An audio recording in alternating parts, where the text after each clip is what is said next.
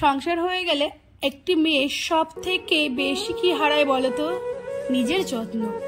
কেউ তাকে ভাত বেড়ে দেবে সেই যত্ন, কেউ তার কথা শুনবে সেই যত্ন, কেউ তার ছোট ছোট স্যাক্রিফাইসের কথা মনে রাখবে সেই যত্ন, সে যখন প্রচন্ড ক্লান্ত একটা দিন ছুটি দেবে সেই যত্ন।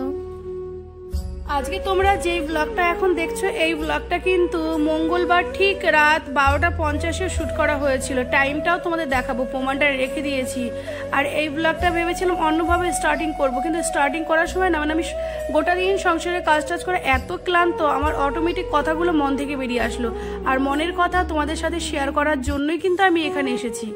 আর আগের দিন রাত জেগে প্রায় 2টো পর্যন্ত রাতে পিকনিক হয়েছে, আর মাটির হাঁড়িতে চিকেন হয়েছিল। এই যে উনুনটা তৈরি করা হয়েছে, আমার কর্তা এবং আমার বাড়ির পাশে তার বন্ধু বান্ধবরা সব একসাথে মিলে রাতে পিকনিক করেছিল।